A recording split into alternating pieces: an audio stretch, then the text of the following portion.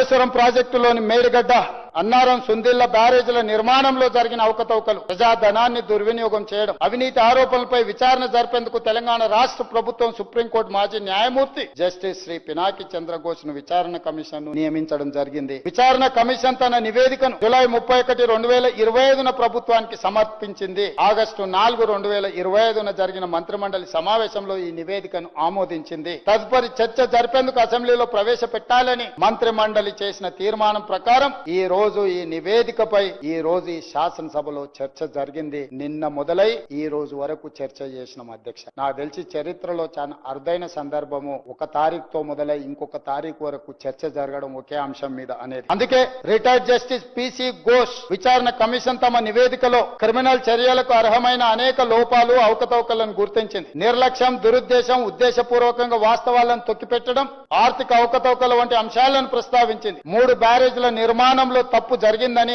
అసలు ప్లానింగ్ లేదని కమిషన్ తేల్చి చెప్పింది అధ్యక్ష. National dam safety authority NDSA నివేదిక ప్రకారం మేడిగడ్డ బ్యారేజ్ వైఫల్యానికి ప్లానింగ్, డిజైన్, క్వాలిటీ కంట్రోల్ లోపాలు కారణమని తేలింది. నాణ్యత, నిర్వహణ సరిగా లేకపోవడం వల్ల నిర్మాణంలో లోపాలు ఏర్పడ్డాయని ఎన్డీఎస్ఏ గుర్తించింది. ఈ అంశాలన్నింటిపై లోతుగా మరింత సమగ్రంగా దర్యాప్తు చేయాల్సిన అవసరాన్ని ఎన్డీఎస్ఏ విచారణ కమిషన్ నివేదికలు స్పష్టం చేశాయి. ఈ ప్రాజెక్టులో అంతర్రాష్ట్ర అంశాలు, కేంద్ర రాష్ట్ర ప్రభుత్వాలకు చెందిన వివిధ శాఖలు, ఏజెన్సీలు పాలు పంచుకున్నాయి. ప్రాజెక్టు డిజైన్, నిర్మాణం, ఫైనాన్సింగ్ లో రాప్కోస్ వంటి కేంద్ర ప్రభుత్వ రంగ సంస్థలు, పిఎఫ్సి, ఆర్ఈ వంటి ఆర్థిక సంస్థలు పాలు పంచుకున్నందున ఈ కేసును సెంట్రల్ బ్యూరో ఆఫ్ ఇన్వెస్టిగేషన్ కి అప్పగించడం సముచితము.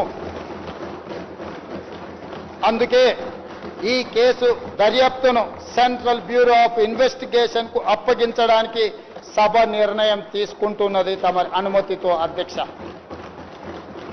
ఎన్నో రకాల అంశాలు, విచారణ అర్హమైన విషయాలు ఇందులో ఉండడం వల్ల సిబిఐ ఎంక్వైరీకి మా ప్రభుత్వం ఆదేశాలు జారీ చేయనైనది. ఈ సభ దీన్ని ఏకగ్రీవంగా ఆమోదించి సిబిఐ ఎంక్వైరీలో ఊరు, పేరు, అంచనాలు మార్చి దోచుకున్న వాళ్ళందరినీ శిక్షించడానికి అవసరమైన నిజాయితీతో కూడుకున్న విచారణ జరగాలని ఆశిస్తూ తమరి దగ్గర సెలవు తీసుకుంటున్న అధ్యక్ష.